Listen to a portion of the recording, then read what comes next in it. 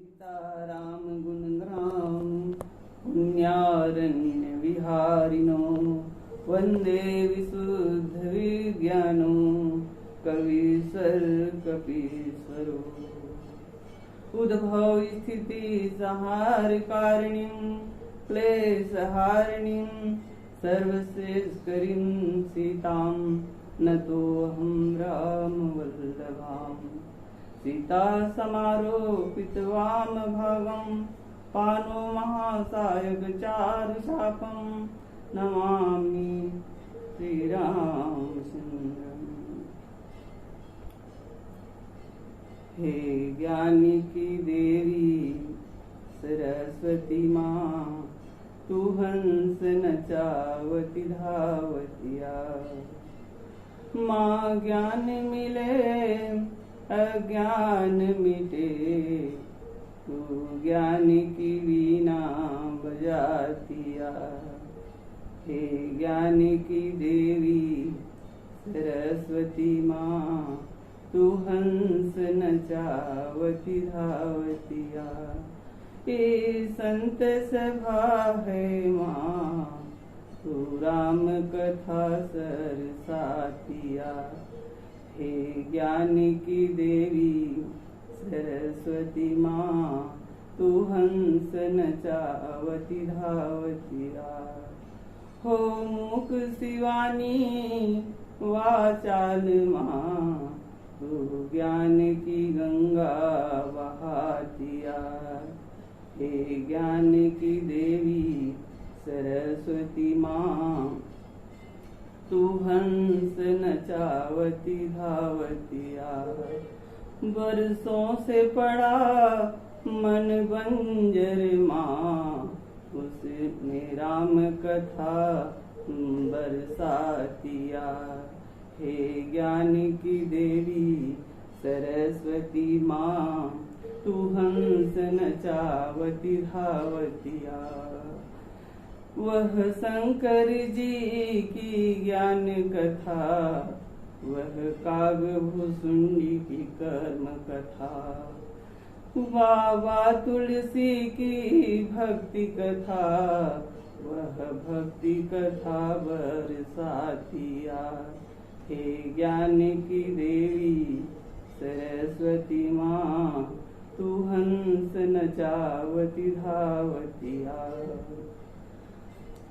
श्री गुरु चरण सरोज रज, निज मन मुकुर सुधारी।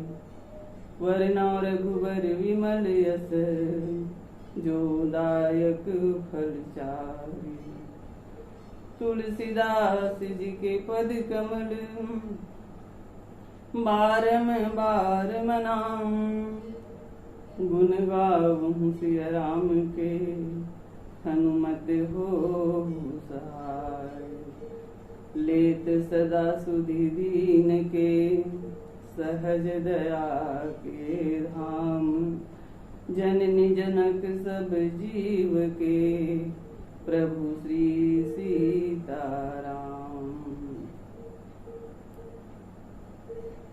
अपने अपने घरन की सब काहू को पीर, तुम्हें पीर सब घरन की, धन्य धन्य रघुवीर। जय जय मैया शारदे, जय गजवदन गणेश। जय जय माता लक्ष्मी, जय जय भारत देश। प्रेम अमीय मंदर विरह, भरत पयोधि गंभीर। मति प्रगटे सुर साधुत, कृपा सिंधु रघुवीर। लखन सिया रामचंद्र की जय, उमापति महादेव की जय। पवन सुत हनुमान की जय, गोस्वामी तुलसीदास की जय। सब भगतन की जय, सब संतन की जय।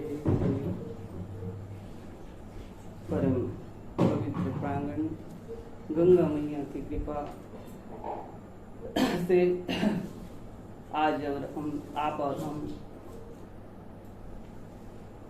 इस राम कथा के अविरल क्रम ऑनलाइन क्रम में आज मुझे भी जुड़ने का अवसर दिया गया है।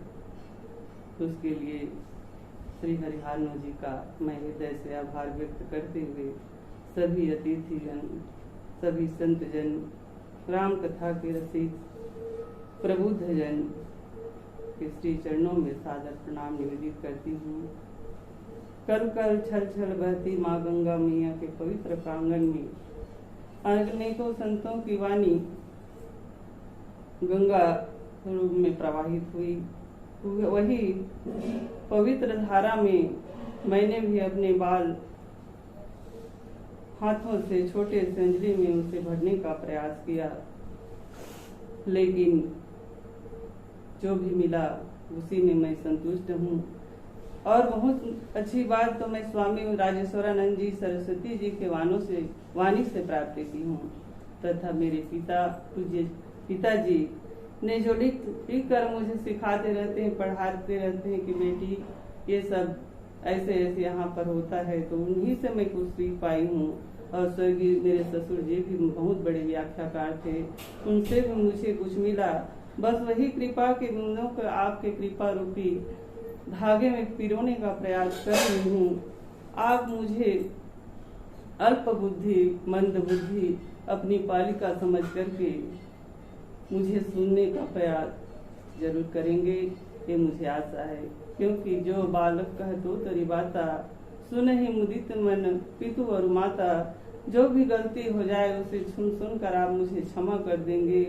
भाई भरत जैसे त्याग मूर्ति, धर्म मूर्ति, प्रेम मूर्ति महात्मा की मैं क्या व्याख्या कर सकती हूँ, उनकी कथा को क्या कह सकती हूँ। मुझ में कुछ ज्ञान नहीं है, उसके ज्ञान की चर्चा आपके समक्ष करना मेरे लिए बहुत ही मुश्किल है। कहते हैं माना कि नहीं मुझ में कुछ ज्ञान तुम्हारा, पर मन में लगा रहता है प्रभु ध्यान तुम्हारा। लाजिम है तुम्हें तारना भक्ति के बिना भी, भक्ति से गर तारा तो क्या एहसान तुम्हारा, क्या एहसान तुम्हारा। इस तरह मुझमें कुछ ज्ञान नहीं है। पुनः मैं आप सबसे हाथ जोड़कर निवेदन करती हूँ कि मुझसे गलती हो जाए तो उसे क्षमा कर देना, यही मैं आपसे क्षमा प्रार्थी हूँ। आइए प्रसंग में। प्रेम अमी मंदर विरह भरत पयोधि गंभीर, मति प्रगटे सुर साधु भीतर, कृपा सिंधु रघुवीर। परम पिता परमेश्वर दीन दयालु कृपालु के जितने भी चरित्र हैं सब एक से बढ़ के एक हैं। अति विचित्र है, अति विचित्र रघुपति चरित्र।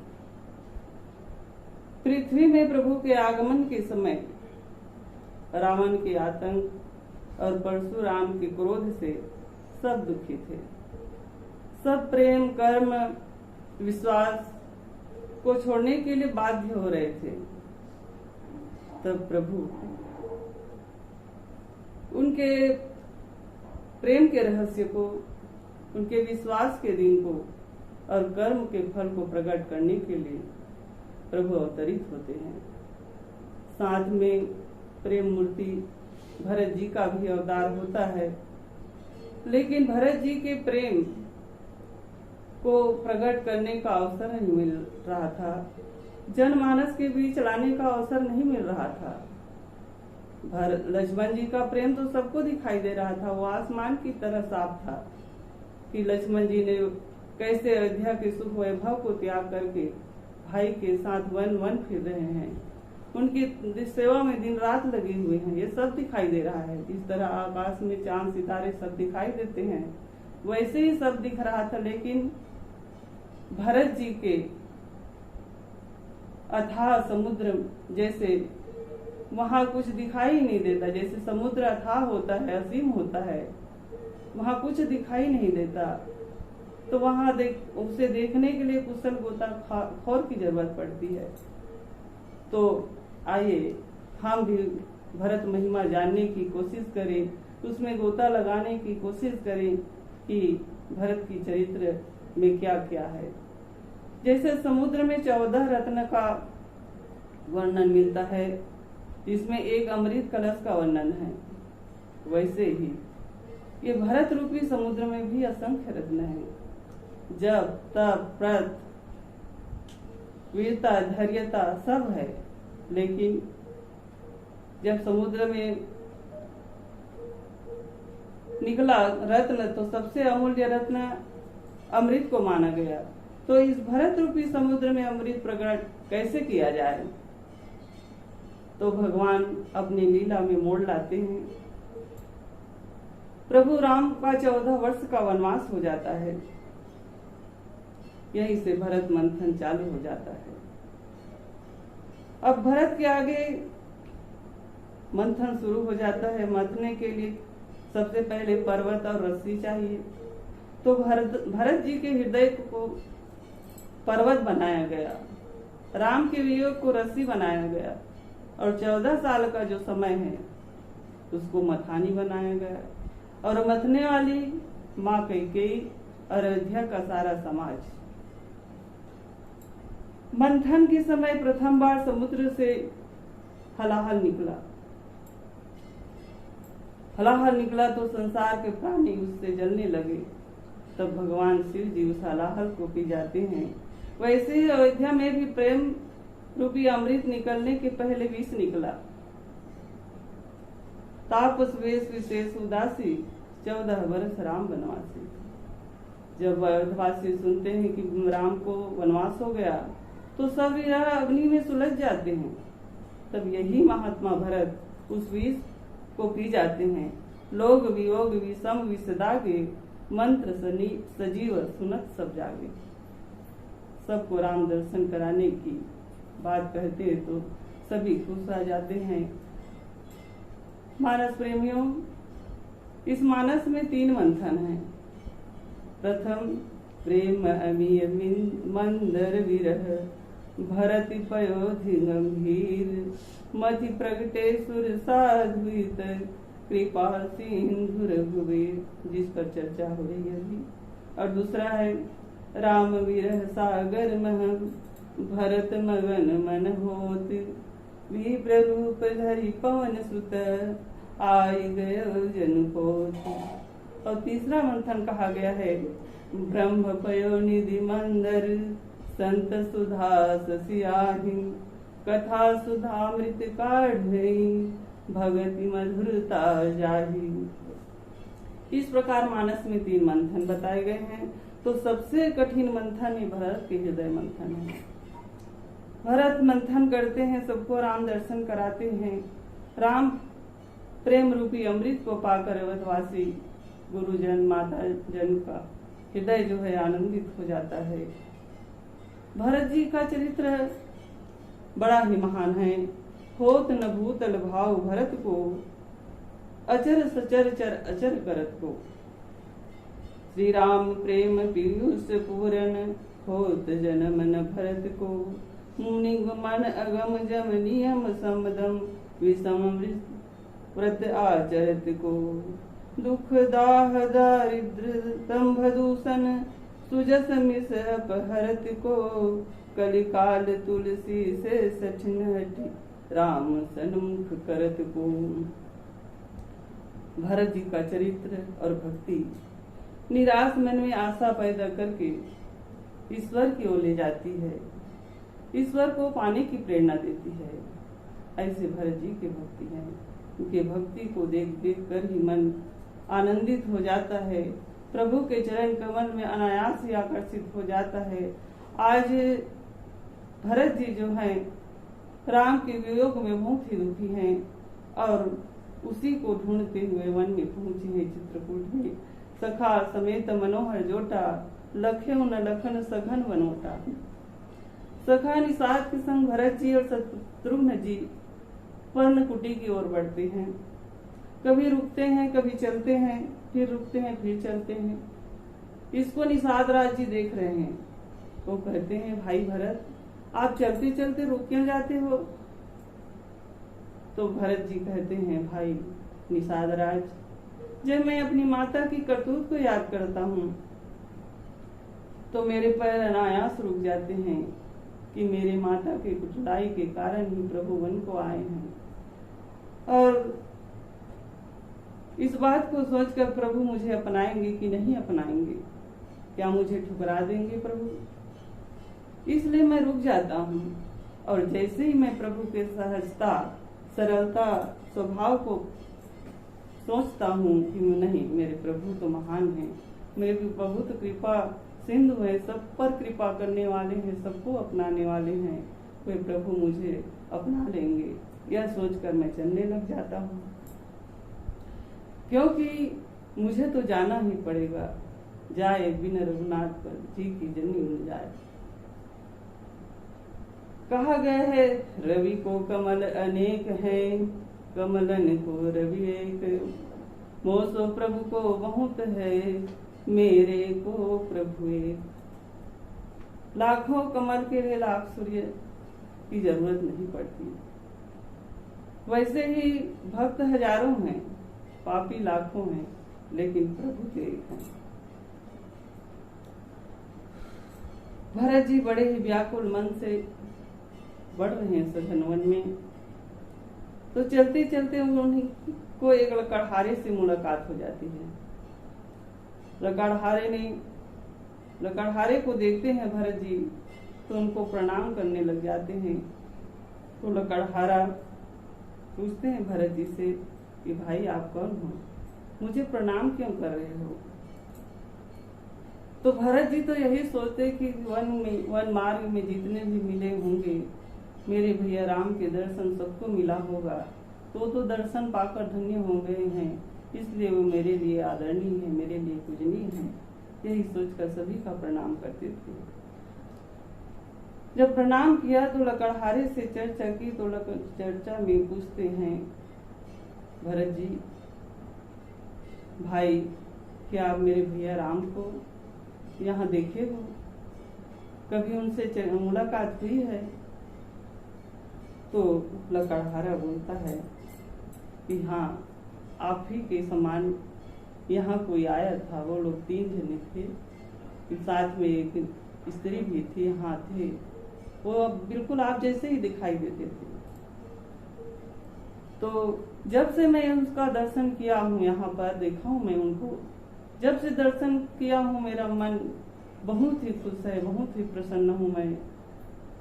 और उसके दर्शन को रोज को यहाँ आता हूँ।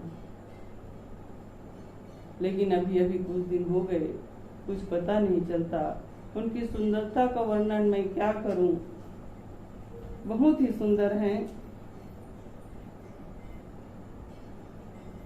देखो खोज भुवन 10 चारी, कहाँ पुरुष कहाँ नारी। ऐसा पुरुष, ऐसा नारी आज तक मैंने नहीं देखा, ऐसा सुंदर है। और एक समय की बात मैं भाई आपको बता रहा हूँ। वे तीनों जब एक जगह एकत्र होकर बैठे थे, तो स्त्री और पुरुष एक जगह थे और एक जगह दूसरे जो थे उसके साथ में पहरा देने के समान बैठे हुए थे। लगता है उनका भाई होगा, ऐसा लगा मेरे को। ये बता रहे हैं, लकड़हारा जो है भरत जी सो कह रहे हैं। तो मैंने दृश्य देखा कि एक हिरण का झुंड वहीं से गुजरा। हिरण के झुंड को देखकर वो व्यक्ति जो है हाथ में धनुष बांध लिए था और उस हिरण की ओर निशाना साधने लगा। तभी वो नारी जो थी, स्त्री जो थी, उसके सामने आ जाती है।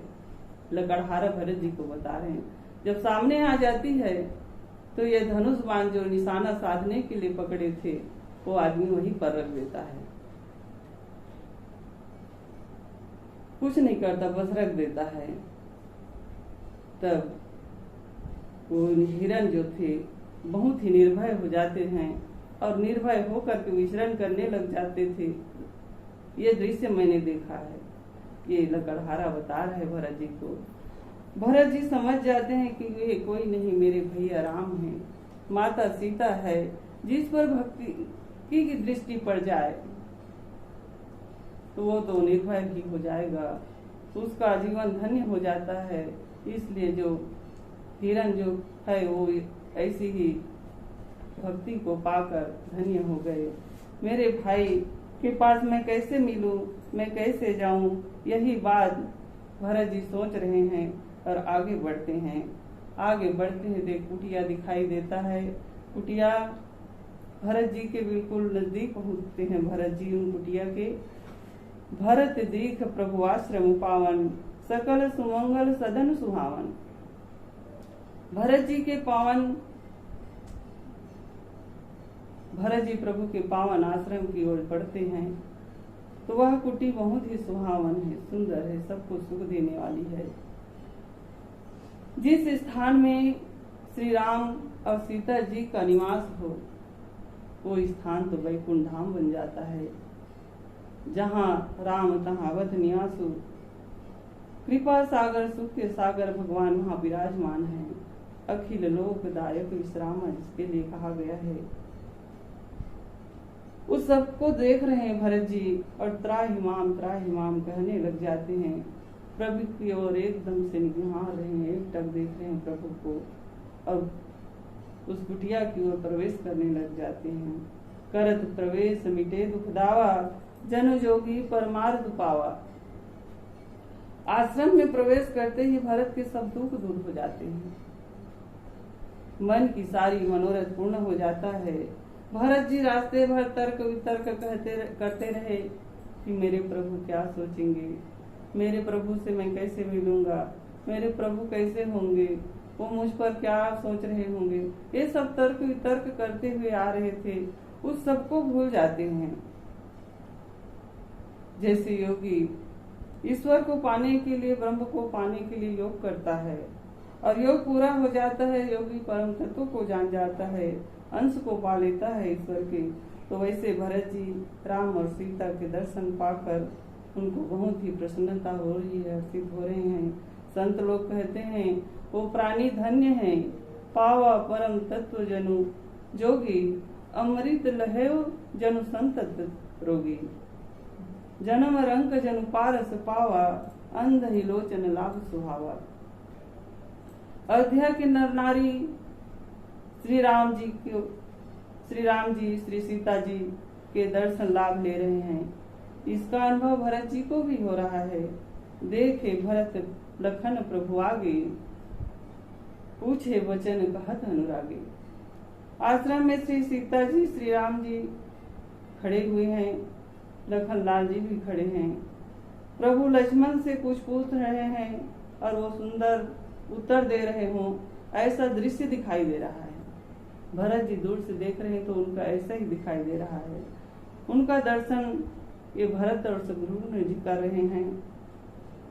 उनका रूप वो राजसी रूप नहीं था, उनका रूप तो बड़ा मनमोहक था। देखने में आंखें तृप्त नहीं हो रही थी, ऐसा सुंदर स्वरूप। शीश जटा कटी मुनि पट बांधे, तून कसे कर सर धन बांधे। वेदी पर मुनि साधु समाजु, सिय सहित राजत रघुराजु। भगवान की शीश में जटा है, कमर में दुपट्टा बांधे हुए हैं। जैसे मुनि महात्मा वट वृक्ष के छाल को बांधते हैं, उसी प्रकार मुनि वस्त्र धारण किए हुए हैं। पीठ में त्राण है, कांधे पर धनुष रखे हैं। प्रभु राम सीता के संग वेदी पर बैठ जाते हैं और वो साथ में ऋषि महात्मा भी बैठे हुए हैं। बड़ा ही सुंदर है भाई। जिस वेदी को स्वयं माता सीता ने बनाई हो वह भक्ति की वेदी है। उस वेदी की सुंदरता को कवि लोग कहते हैं, सुंदरता कहूँ सुंदर करई, जनुगृह दीप शिखा जनु बरई। माता सीता सुंदरता को भी सुंदर करने वाली है। सीता अपने हाथों से वेदी बनाई है। निषाद राज जी भरत जी को बताते हैं, वट छाया वेदिका बनाई, सिय निज पानी सरोज सुहाई। भाई भक्ति जिसे संवार दे, जिसे सजा दे, वो धन्य हो जाता है। उसे संवारे सजाए स्थान में ज्ञान और भक्ति विराजमान हो तो उनकी सुंदरता का वर्णन कौन कर सकता है। वल कल वसन जटिल तनु श्यामा, जनु मुनिवेश कीन रति कामा, कर कमलनी धनुषायक फेरत, जिय की जरनी हरत हसी मिटत। भगवान राम सीता जी के साथ वलकल वस्त्र पहनकर बैठे हैं। राम का शरीर श्याम वर्ण है, सीता जी गौर वर्ण का है। वेदी में बैठे भरत जी देखते हैं तो सब दुख भाग जाता है। प्रभु राम और सीता ऐसे लग रहे हैं जैसे रति और कामदेव। मुनि शरीर धारण करके बैठे हैं। मानस पार गोस्वामी जी बड़ा ही रोचक उपमा देते हैं। कहते हैं संसार में सबसे सुंदर पुरुष वर्ग में है कामदेव और नारी वर्ग में सबसे सुंदर है रति। तो ये जो है इसी लोगों के लिए काम भटकाने वाला है और साधकों के लिए ये काम का अर्थ है प्रयास और रति का अर्थ है लगन। जैसा प्रयास होता है वैसा ही फल मिलता है। भरत जी का प्रयास राम दर्शन की प्राप्ति, राम चरण में प्रेम की कामना, राम के पास पहुंचा देते हैं। जो अपने काम में रत है वो अंत में अपने लक्ष्य तक पहुंच ही जाता है। भरत जी देख रहे हैं प्रभु का कर कमल सुंदर है, कोमल है। पुष्प में सबसे कोमल कमल के फूल को कहा गया है। कमल फूल सबसे सुंदर और कोमल होता है, तो सबसे कोमल कमल, कमल के ऊपर कमला, वो कितनी कोमल होगी और कितने कोमल होंगे। संतों ने कहा कमल पे कमला, कमला के हृदय में कमलापति। भगवान अपने कमल के समान सुंदर सुंदर कोमल हाथ से धनुष बांध दिए हैं और उसे हाथ से फेर रहे हैं। साधु समाज बड़े विस्मय करते हैं, प्रभु आपके हाथ में बाण, एक हाथ में धनुष को संवार रहे हो और उसे हाथों से फेर रहे हो। ऐसी स्थिति में तो मन में क्रोध होना चाहिए, लेकिन आप मुस्कुरा रहे हैं। तो भगवान राम ने कहा भाई भरत आ रहा है। साधु समाज ने कहा अच्छा लड़ाई होगी। नहीं, लड़ाई नहीं होगी। तो कहते हैं भरत आ रहा है तो उसके साथ मेरा दुश्मन भी आ रहा है। दुश्मन आ रहा है, सब देखते हैं इस तरफ। तो माता कैकेयी भी थी। तो साधु मंडली जो थे वो बोलने लगे अच्छा कैकेयी आ रही है। तो श्री रामचंद्र जी कहते हैं नहीं भाई, कैकेयी माता तो वंदनीय है। जिस माँ ने भरत जैसे पुत्र को जन्म दिया वो कभी गलत नहीं हो सकती। उसके जैसे इस धरती में कोई माता नहीं है, माता वंदनीय है। ऐसे करके भगवान श्री राम चंद्र जी उनको बता रहे हैं भरत के हृदय में मेरा स्थान है, वही मेरा शत्रु बैठा हुआ है, उसी के लिए मैं ये धनुष बाण संभाले हुए हूँ। भरत के हृदय में वो जलन जो बैठ गई है उसे मुझे दूर करना है। भरत का हृदय रोगी हो गया है, उस रोग को दूर करना है। यही दुखदाह दहे दिन छाती, भूख नवास और नींद न राती। यही कुरोग कर औषध नाही, शोधे सकल विश्व मन माही। उस कुरोग को मिटाना है। प्रभु भरत के दुख को हंसकर मिटा देते हैं। प्रभु अंतर्यामी भक्त के पीड़ा को समझ जाते हैं। करत प्रवेश मिठे दुख दावा, जन रोगी पर मारत पावा। भरत को बहुत ही दुख था। जब प्रभु के दर्शन होते हैं सब दुख को भूल जाते हैं, लेकिन उनके मन की ग्लानि भी दूर हो जाती। लेकिन फिर भी भरत जी सोच रहे हैं राम लखन सिय बिनु पग पनहि, करि मुनिवेश फिरई वन बनहि। मोह समान को पाप निवासु, जही लगी राम सी वनवासु। मेरे कारण ही मेरे प्रभु को वन वन में भटकना पड़ रहा है। मही सकल अनुनत कर मूला। ये भरत जी अपने आप को दोषी मार रहे हैं। और जब ऐसा सोचते हैं और प्रभु के दर्शन किए तो सारे दुख को भूल गए हैं। आज प्रभु को एक टक निहार रहे हैं और अपने भाव व्यक्त करते हुए यही कहते हैं, दशा मुझ दीन की भगवन, संभालोगे तो क्या होगा, मुझे अपनी चरणों की सेवा में लगा लोगे तो क्या होगा। मैं नामी पात की हूँ और नामी पाप हर हो तुम, जो लज्जा दोनों नामों की बचा लोगे तो क्या होगा। जिन्होंने तुमको करुणा कर पतित पावन बनाया है, उन्हीं पतितों को तुम पावन बना लोगे तो क्या होगा। प्रभु सब यहाँ कहते हैं मुझसे, तू मेरा है, तू मेरा है, मैं किसका हूँ, यह झगड़ा मिटा दोगे तो क्या होगा। अजामिल गिद्ध गनिका जिस दया सागर से तरते हैं, उसी दया सागर में मुझे सा पापी को तरा लोगे तो क्या होगा। दशा मुझ दीन की भगवन, संभालोगे तो क्या होगा। इस प्रकार अपने को दीनहीन मानकर भरत जी मन ही मन सोच रहे हैं। प्रभु जी मुनि मंडली के साथ बैठे हैं, भरत के दुख को दूर करने के लिए काम के रूप में दिखाई दे रहे हैं। काम का 5 बाण, लेकिन प्रभु का बाण अमोघ है, वह इच्छा शक्ति से चलती है। लसत मंजु मुनि मंडली, मध्य सिर भुचंद, ज्ञान सभा जनु तनु धरे, भगति सच्चिदानंद। भगवान मुनि मंडलियों के साथ सुंदर शोभायमान है। जैसे संत ज्ञानी मुनि महात्मा मंडली के ज्ञान और भक्ति शरीर रूप धारण करके बैठे हैं। आसन वही है, नेत्र भी वही है, लेकिन दृश्य कुछ देर बाद बदल गया। और यही बदलाव ईश्वर दर्शन का फल है। भरत जी राम दर्शन पाकर मन के दुख को, मन की पीड़ा को, सब बुरानी को भूल जाते हैं। अब प्रभु ज्ञान और भक्ति के रूप में दिखाई दे रहे हैं भरत जी को।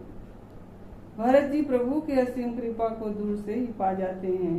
इसी कारण प्रभु को भक्त वत्सल कहा जाता है। सानुज सखा समेत मगन मन, बिसरे हर्ष शोक दुख गन, पाहि नाथ कहीं पाहि गोसाई, भूतल परे लकुटि की नाई।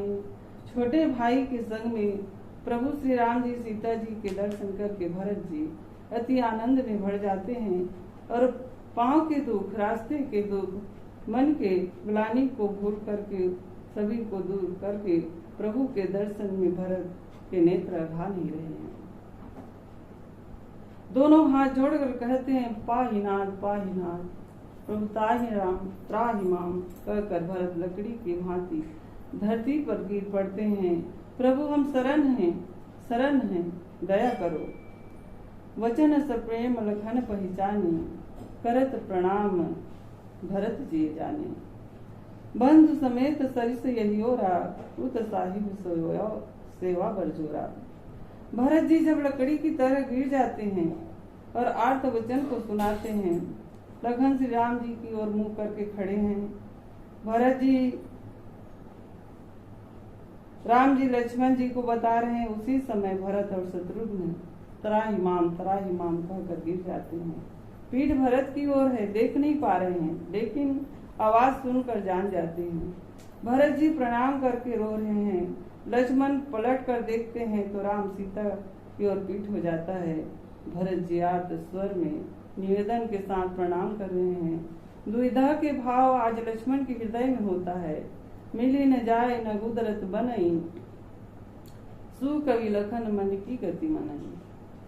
रहे राख सेवा पर भारू, चढ़ी चंग जनु खैच खलारू। कवि कहते हैं लक्ष्मण जी की हालत विचित्र है, न सेवा छोड़ पा रहे हैं, न भरत जी से मिल पा रहे हैं। समय भाव चित्र को सुंदर कर रहे हैं। लक्ष्मण जी सेवा में है, पीठ भरत की ओर है। कवि कहते हैं जैसे पतंग उड़ाने वाला आकाश की ओर जल्दी जल्दी पतंग उड़ा देते हैं, लेकिन धीरे धीरे खींचकर तूफान से, तेज हवा से बचाते हुए उतारते हैं, वैसे ही यहाँ भरत जी के निवेदन को पहुंचाना, आगमन की सूचना देना लक्ष्मण जी के लिए है। आगे में खड़े होने के कारण देख भी नहीं पा रहे हैं, तो लक्ष्मण जी एक सुंदर उपाय सोचते हैं। कहत स प्रेम नाई महिमा था, भरत प्रणाम करत रघुनाथ। उठे राम धुनि सुनि प्रेम धीरा, कहूँ पट कहूँ निसंग धनु तीरा। लक्ष्मण जी दंडवत प्रणाम करते हुए बताते हैं, प्रभु भाई भरत प्रणाम कर रहे हैं। लक्ष्मण झुके तो देखते हैं भरत और शत्रुघ्न जी लकड़ी की भांति धरती पर पड़े हैं और राम राम रट रहे हैं। वेदी से उठकर प्रभु अधीर होकर दौड़ पड़ते हैं। कवि कहते